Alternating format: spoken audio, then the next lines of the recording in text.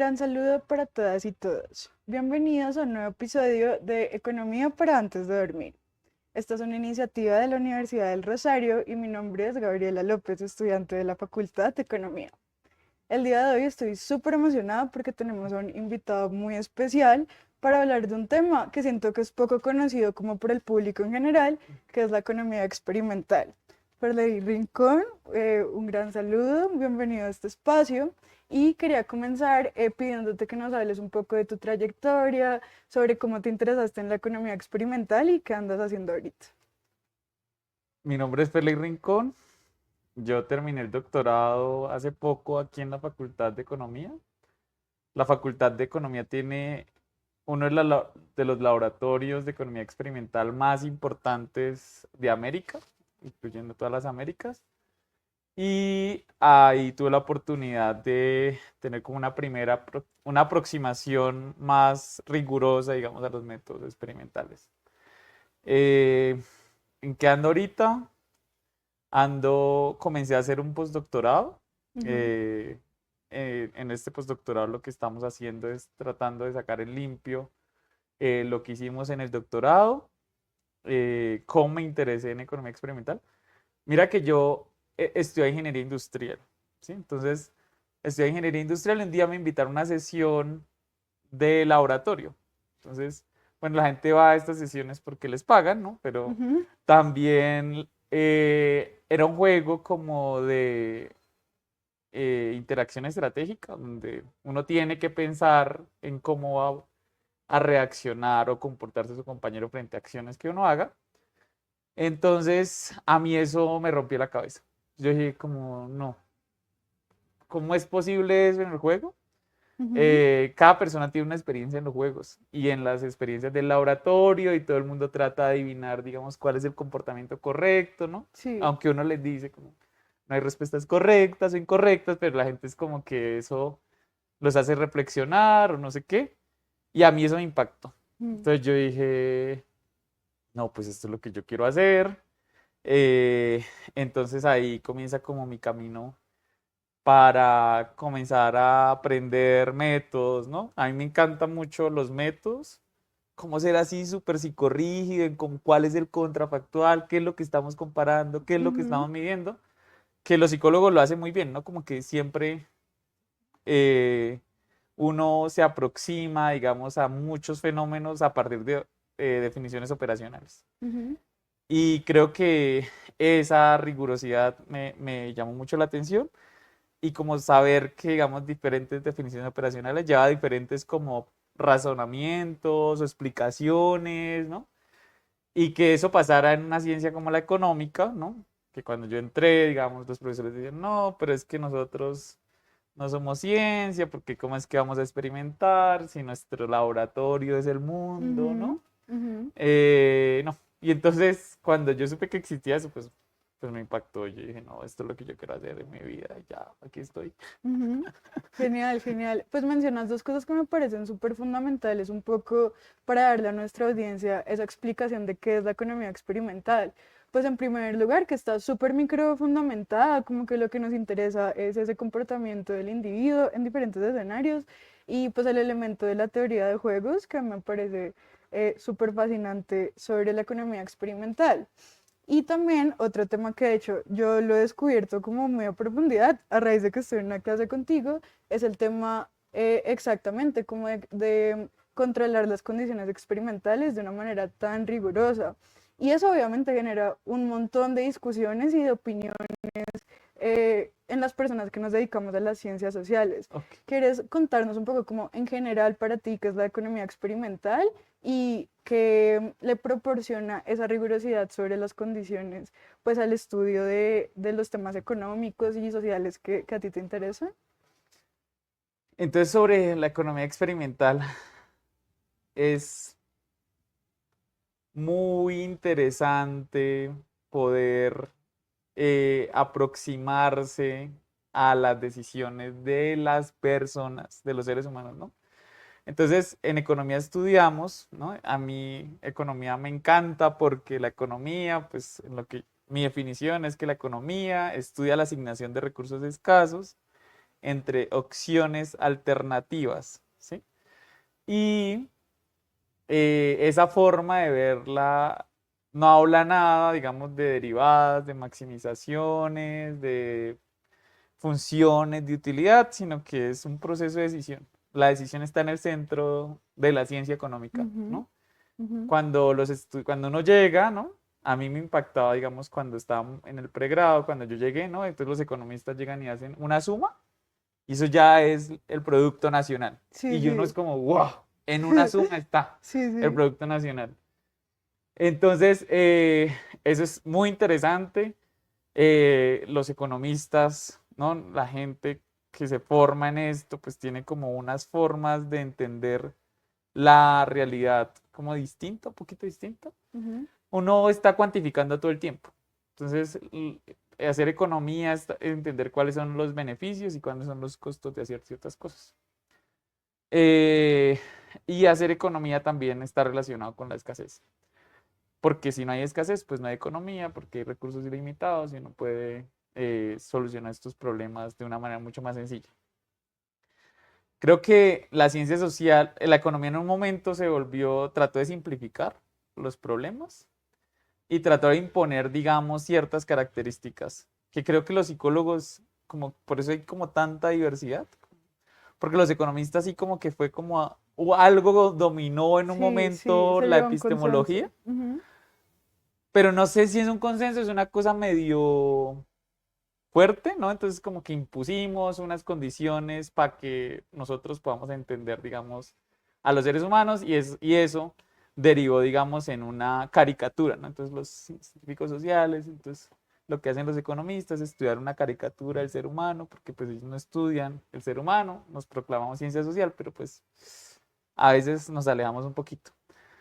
Entonces, eso los que nos permite, entonces lo que hizo Kahneman, que es un psicólogo que hacía unos procesos, analizaba la toma de decisiones en situación de riesgo, ¿no? Entonces se acerca a lo que hacemos los economistas. Y entonces él llega y lo que hace es enseñarnos que hay otras formas, ¿no? Y una cosa que pues, nosotros argumentábamos que los modelos servían porque, digamos, las personas no maximizan, pero con la experiencia la gente se va yendo así, vamos a esas predicciones teóricas. Pero lo que hace Kahneman es mostrarnos que no necesariamente pueden haber mejores aproximaciones. Cuando llega a eso y nos muestran que existe una mejor forma de hacerlo, eso nos pone a reflexionar, ¿no? Como disciplina. Mm. Todavía nos pasa muchas veces que creemos que nosotros somos los primeros en descubrir cosas. Entonces, como todavía creemos que descubrimos el efecto de las aspiraciones, el efecto de las normas sociales, ¿sí? Ujú. Entonces ahí, pero una cosa que sí hacemos es como esforzarnos por cuantificar los efectos. Eh, Sí. necesitamos un número, ¿sí? Mm, Para medirlo. Entonces, eso enriquece mucho la discusión con ciencias sociales. Entonces, mm. es muy bonito, digamos, la economía experimental porque se enriquece de todas esas discusiones, de todas esas teorías que puedan existir en otras ciencias sociales que están relacionadas con los procesos de toma de decisiones, con los procesos de intercambio. Y lo que hacemos es en el laboratorio tratar de cómo eso lo volvemos constructo y cómo ese constructo lo podemos medir y qué afecta, digamos, ese constructo que nosotros Ujú. estamos haciendo. Entonces ahí es como donde se comienza esa conversación como súper interesante. Todavía nos toca aprender a reconocer que no somos los primeros, ¿no? Que se ha Sí. versado sobre que las ciencias sociales tienen un montón de teorías que pueden enriquecernos mucho, que durante mucho tiempo, digamos, nos alejamos un poquito, ¿no? Porque teníamos unos modelos y unas simplificaciones que nos servían. Pero a mí me gusta mucho cuando Taylor dice que el modelito que nosotros, los estudiantes, aprenden, ¿no? Cuando uno da introducción a la economía, los estudiantes dicen, pero ¿para qué esto, no? Porque uno no está derivando, igualando a cero cuando va a comprar una manzana, Ujú, ¿no? ujú. Pero ese es el modelo más sencillito, ¿sí? Esa es la cosa más sencillita y a partir de eso, la recomendación es usted no se puede quedar con esa cosa sencilla. Eso le ayuda a entender unas cosas y es súper interesante, ¿no? Por ejemplo, pensar en las curvas de indiferencia. La persona que hizo eso fue como, "Uf", Total. ¿no? Como que, ¿cómo se le ocurre a uno cuantificar?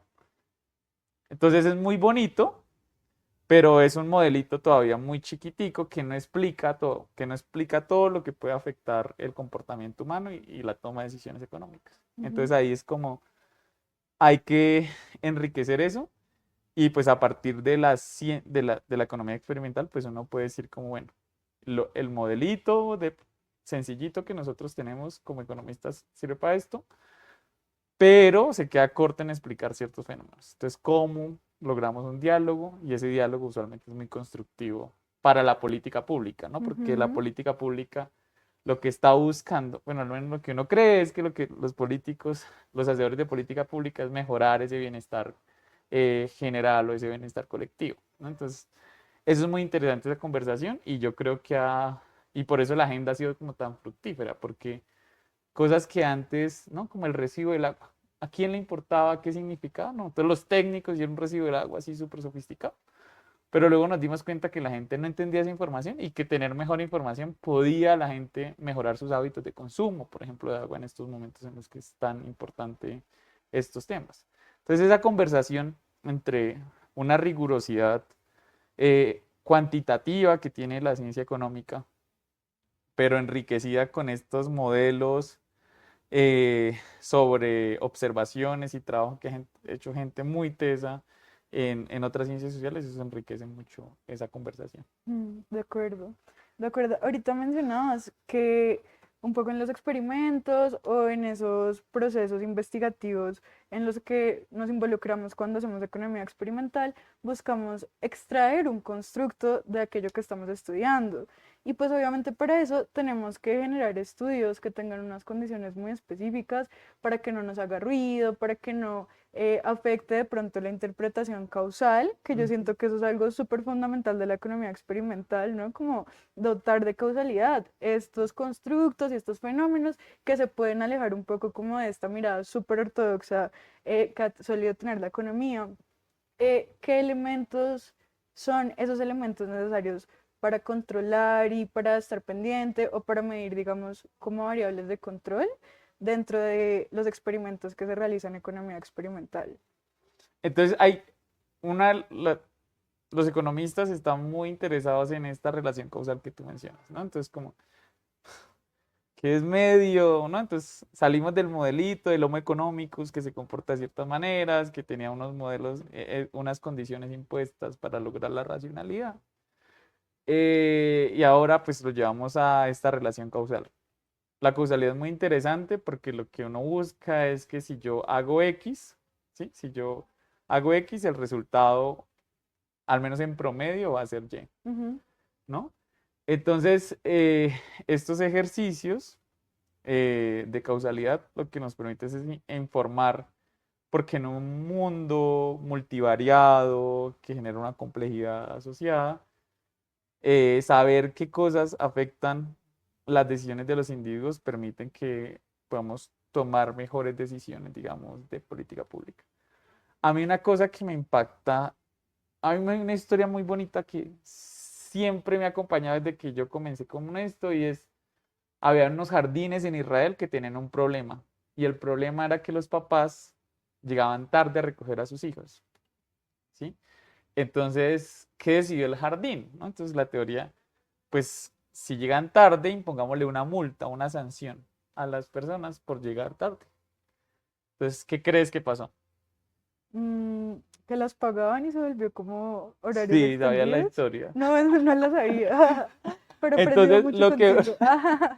lo que uno espera es que la gente diga, ay, tengo que pagar, entonces llego más temprano. A mí lo que pasó es que la gente comenzó a llegar mucho más tarde. Ujú. Y es que imponer esas multas o esas sanciones lo que hizo es que acalló la conciencia de las papás. Entonces yo llego más tarde, pero igual estoy pagando por eso, ¿no? Entonces estoy pagando por eso. El objetivo de la política no era eso. El objetivo de la política no era que los papás llegaran más tarde, era que llegaran a tiempo. Ujú. Pero vemos como este factor conductual, que es como esta, este razonamiento de que acallo mi conciencia, como ya cubro, es como voy llegando tarde, pero igual no estoy infringiendo como la norma, ¿no? Ujú. Pero con dinero lo puedo compensar. Entonces, esto para decir que cuando uno hace experimentos muchas cosas están cambiando al mismo tiempo. Entonces, hay una discusión súper fuerte sobre la validez externa de los experimentos. Entonces, por eso los experimentos inicialmente comenzaron en un lab, ¿no? Muy controlada, ¿no? Como, y se hacían unas muestricas muy pequeñitas. Lo interesante es que con esas muestricas muy pequeñitas, casi que iban golpeando las predicciones de los modelos de teoría de juegos, ¿no? Como de la racionalidad. Entonces, con 60 observaciones, usted encontraba que no se cumplía la predicción teórica. Eso Sí, es muy fuerte. Entonces, con eso, los experimentalistas comenzaron a sacar los experimentos del lab. Entonces, ahora llevamos algunos métodos del laboratorio al campo. Entonces, seguimos haciendo cositas de esas. Y luego, pues el premio Nobel de Esther Duflo es porque dice como, bueno, entonces, ¿por qué los hacedores de política pública también deberían experimentar, ¿no? Como, y entonces ahí salen los ensayos aleatorizados que son muy famosos ahora, ¿no? Entonces, como que asigno aleatoriamente a unas personas a control y otras a tratados, y esos tratados son beneficiarios de un programa y nos permite entender, digamos, el programa si está cumpliendo, ¿no? La política pública, el objetivo de la política pública. Entonces esto también es como que el lab incluye mucho control, tener mucho control sobre las condiciones ambientales en las que las personas toman decisiones. Y cuando uno ya lleva a los RCTs, casi que es una cosa natural, casi que es una cosa que está pasando al mismo tiempo. Y entonces, ¿qué cosas uno tiene que tener en cuenta cuando hace un experimento? Si uno tiene un laboratorio como el que tenemos nosotros en la Universidad del Rosario, entonces ese laboratorio nos permite controlar todo casi, ¿no? Entonces tú conoces, tenemos 50 estaciones, casi que divide la sala, entonces tratados y controles están casi en el mismo ambiente, ¿no? Entonces uno lo que hace es que para que las decisiones individuales lo que les pide es que las personas no hablen, ¿sí? Como que no intercambien información a menos que las instrucciones así lo indiquen. Entonces los aísla como en estaciones de trabajo. También lo que hace uno es generar incentivos, con incentivos monetarios tratar de modificar o inducir algunas preferencias para entender, digamos, cómo las personas se comportan bajo ciertos sistemas de incentivos. Y también lo que uno busca es que sean comparables las condiciones del control y las condiciones del tratamiento para que uno pueda decir, lo único que está generando cambios a nivel grupal entre estos individuos es esta cosa que uno ujú, está incluyendo dentro del diseño. Entonces ujú, eso es interesante. Ahorita estamos con un problema de replicabilidad. Las ciencias sociales tienen eso. Entonces, sí, como la replicabilidad es más difícil, mm, en experimentos no nos ha ido tan mal como en psicología. En psicología es más difícil, sí, pero igual la replicabilidad no es tan alta. Entonces, lo que uno trata es de informar todas las condiciones que son necesarias para que se obtengan esos resultados. Y otra discusión en la que estamos también ahorita es qué pasa con esta escala. Entonces tú hiciste un ejercicio con 300 personas, 150 tratados, 150 controles, pero ¿qué pasa cuando llevas esto a escala? ¿No? ¿El hacedor de política pública puede confiar en esos resultados? La escalabilidad es una cosa porque que las condiciones se cumplan es lo mismo que pensar que el modelo de competencia perfecta se cumple, ¿no? Es mm, como, sí, es muy difícil que se cumplan todos los supuestos y a veces también es difícil que se cumplan los supuestos sobre los cuales usted hizo un experimento. Entonces, esto sea lo que mucha gente replique mucho el mismo experimento en distintos lugares y tener juegos más o menos estandarizados o situaciones más o menos estandarizadas, permite que podamos comparar los resultados. ujú, Pero todavía tenemos un problema de validez externa. Podemos garantizar validez interna, entonces, entonces por eso son importantes los laboratorios como el que nosotros tenemos, ¿no? Entonces las personas juegan en el mismo computador, juegan con las mismas condiciones ambientales de luz, de temperatura, ¿sí? También nos permite, digamos, el laboratorio nos permite que el experimentalista tenga la menor interacción posible con los participantes. También nos permite que el sistema de pagos de la universidad hace que los participantes se sientan tranquilos de que lo que ganan lo van a recibir.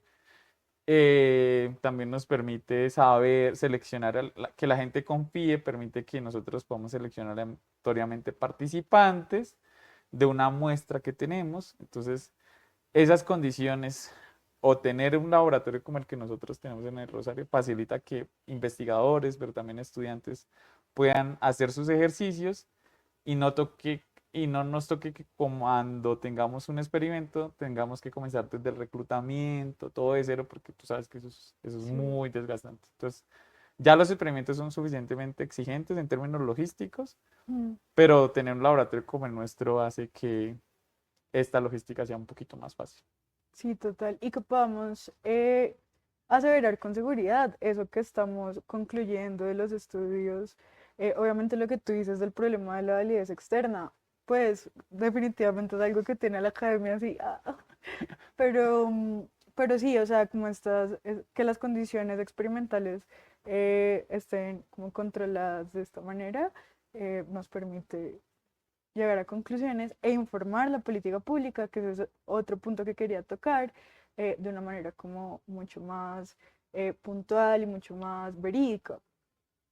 ¿Qué tipo de estudios o fenómenos sociales te parecen interesantes y te parece que se ven nutridos por estas conclusiones a las que llegamos a través de la economía experimental? En la Universidad del Rosario somos muy fuertes en términos de experimentos sobre mercado laboral, Mm. de ejercicios de experimentos, pero también hemos hecho otras personas, por ejemplo, los economistas aplicados también hacen muchas cosas sobre mercado laboral. Entonces el laboratorio se construyó muy cerca a San Victorino porque la idea era que en ese laboratorio la gente, ¿sí?, de la calle, tú te encuentras aquí, puedan participar muy fácilmente de los experimentos, ¿sí? Ujú. Entonces, eso es una cosa súper interesante que es muy difícil lograr, que personas que no son estudiantes participen en este Sí, tipo de sí. actividades. Entonces, es una fortaleza muy grande que tiene el laboratorio porque queda casi a una cuadra de San Victorino. O sea, ahí la gente puede llegar súper fácil. Entonces, las cosas sobre mercado laboral, entonces, la participación laboral de las mujeres en el mercado laboral afectada por las normas sociales. Son cosas que no podemos ver, ¿no? Ujú. Entonces, entender cómo cierta norma, la existencia de cierta norma y también ver cómo cierta norma afecta el comportamiento de las personas es muy, muy interesante. Actualmente nosotros también tenemos ejercicios. El semillero de investigación de la facultad está haciendo un ejercicio sobre dilemas morales. Eso es una cosa que viene de filosofía, ¿no? Entonces, Ujú. pero en economía nosotros sí sabemos mucho de dilemas sociales. Entonces, Ujú. como lo individual contra lo colectivo, ¿no? Entonces, es un ejercicio muy bonito que están haciendo los estudiantes del semillero y es entendiendo cómo tomar una perspectiva o dos perspectivas de un mismo problema afecta el nivel de conflicto el nivel de conflictos que se pueden generar en cierto juego o la cooperación que se puede eh, generar. Entonces ese es otro ejercicio que está súper interesante y que los estudiantes del semillero también, digamos, han usado esas capacidades para conectar con gente. Entonces, por ejemplo, ahorita ellos quieren hacer una cosa en la ciénaga. Entonces están trabajando con otros chicos de otro semillero y lo que quieren es hacer cartografía social, pero entonces también cómo esos procesos de análisis social también se ven enriquecidos, digamos, por experimentos. Entonces esa Ujú. cosa también se me hace muy interesante. El laboratorio, gracias, digamos, al proceso que yo tuve en el doctorado, que fue un proceso muy riguroso, que teníamos una comunidad muy grande de experimentalistas, nosotros pudimos hacer intervenciones en Arauca para Mm. entender digamos, cuál es la relación entre la motivación de los estudiantes y los resultados del ICFES, como esas expectativas a futuro, que digamos que lo que la literatura dice es que el contexto puede afectar la pregunta de qué quieres ser tú cuando seas grande. Si tú estás en un lugar donde tú ves que no existen muchas posibilidades de hacer educación superior, puede que el ITFES no tenga mucho sentido para ti, se vuelva como un Ujú, examen, un requisito, entonces tú vas y marcas. Y, pero si tú vas a ir a la universidad, ese examen se hace muy importante. Entonces, entender, digamos, esas motivaciones y cómo eso influye en las mediciones de capital humano, porque el ITFES igual ujú, informa mucho, incluso a las familias, ¿no? Como el papá le llega al ITFES y dice, ah, bueno, en este contexto no, los chicos no pueden acceder a educación superior. Y este chino, pues no, pues le fue mal, entonces, ¿con para qué hacer el esfuerzo? Entonces, también es otra cosa que uno puede hacer, entender, digamos, estas preferencias, cómo las expectativas afectan, digamos, mediciones mucho más duras como la del ITFES. También en la universidad hemos trabajado como educación financiera. ujú, Entonces, cómo las preferencias temporales y de riesgo afectan, por ejemplo, las decisiones de ahorro para la vejez. También hemos estudiado, digamos, eh, otras decisiones sobre valoración del cuidado. Entonces, sí, entonces, ¿qué pasa? ¿Cómo se está dando este movimiento de que el cuidado no solamente se dé en el marco del hogar, sino que alguien venga a cuidar? Y que también está visto como entregar este cuidado al mercado. ¿Sí? Entonces, ese es otro ejercicio que también estamos haciendo en este momento. ujú, Entonces, es casi que a mí me gusta eso de economía experimental, que usted se puede meter en cualquier problema y decir, bueno, listo, qué se ha hecho, qué cosas pueden estar afectando esta decisión de las personas y puede hacer hipótesis y con esas hipótesis hacer un experimento para ver cómo se ilumina. ujú, Entonces,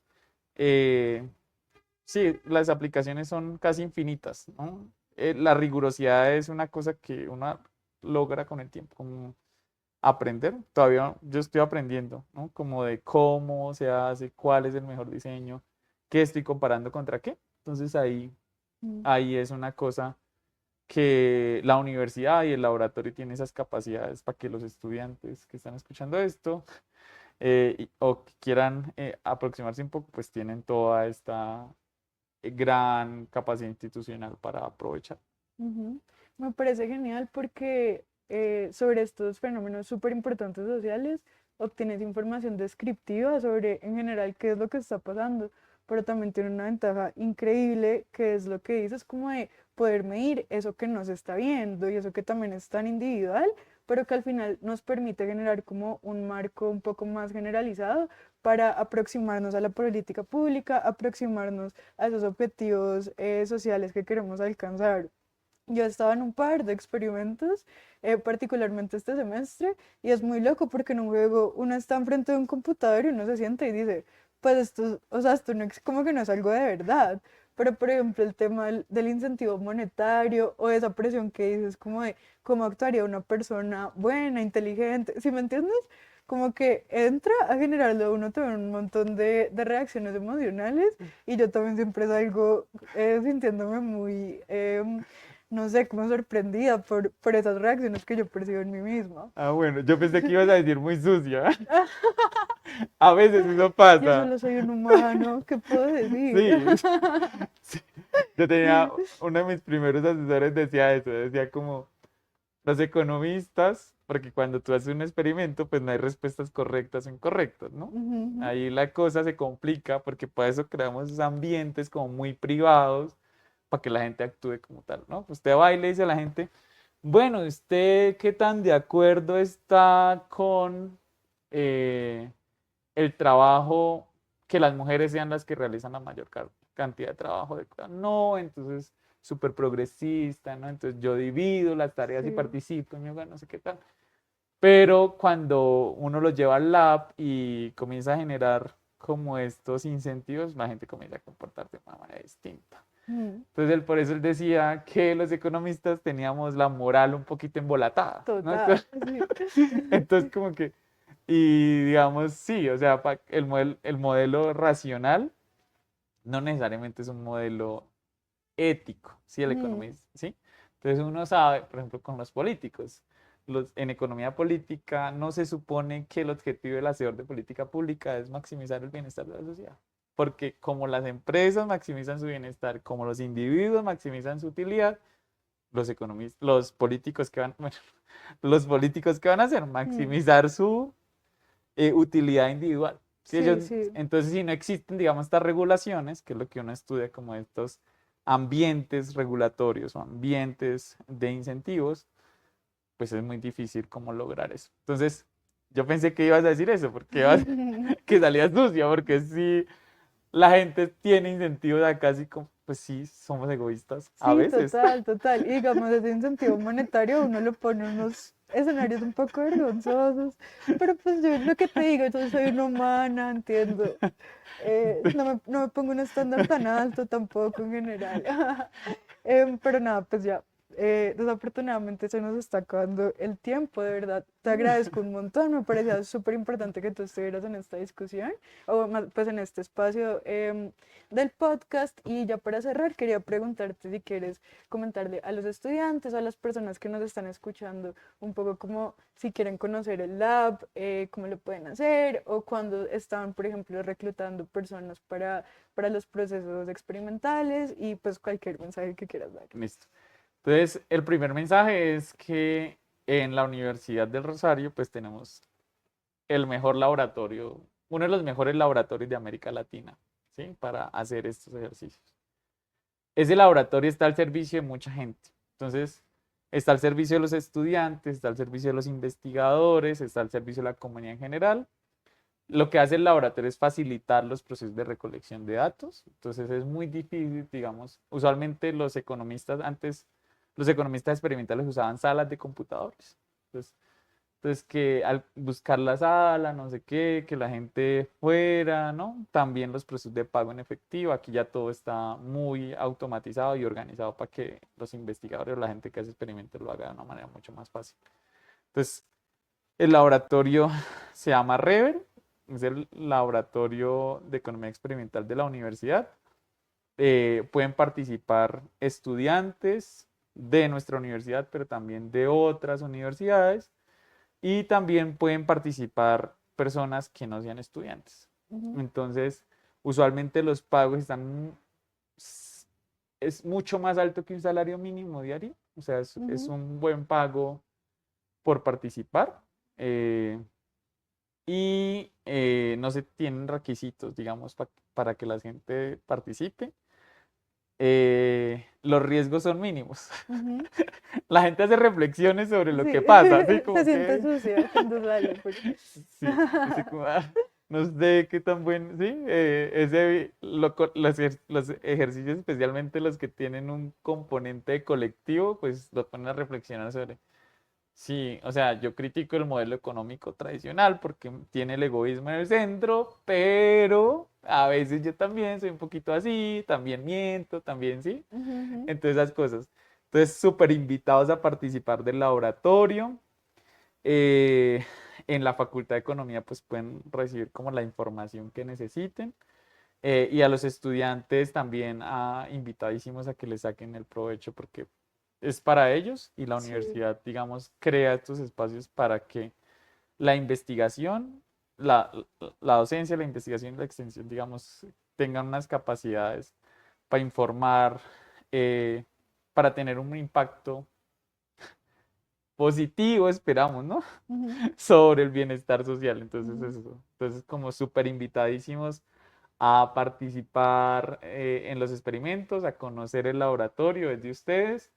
Es un espacio muy bonito donde eh, pueden jugar y entender, digamos, son jueguitos rigurosos, ¿no? Sí, Jueguitos un sí, poquito claro. distintos. Sí. Entonces pero que nos permiten, digamos, hacer estas reflexiones sobre la toma de decisiones de las personas, no del homo económicos lo podemos hacer con los modelos que tenemos, que para eso también invitados al pregrado en economía que tiene la facultad, que es muy riguroso en términos como de formación, eh, en ciencia económica y en modelos eh, clásicos, ¿no? Como que Sí. la formación es muy rigurosa. pero también en el laboratorio pueden explorar y decir, bueno, listo, más allá de este modelo, ¿cómo puedo enriquecer este modelo con cosas que yo he visto, ¿no? Como con Ujú. fenómenos que yo creo que la teoría no está incorporando y que creo que son, serían muy importantes. Sí, genial, definitivamente el laboratorio es un recurso que vale la pena utilizar. Yo me he familiarizado más en este año con el laboratorio, ha sido increíble. Y nada, pues a nuestra audiencia, muchísimas gracias por acompañarnos en otro episodio. De verdad, salgo muy contenta, siento que aprendimos cosas súper interesantes y nos vemos en una próxima ocasión. Perley, muchísimas gracias, de verdad, Gracias no a sabes ti. cuánto te agradezco y nada, nos vemos. Nos vemos.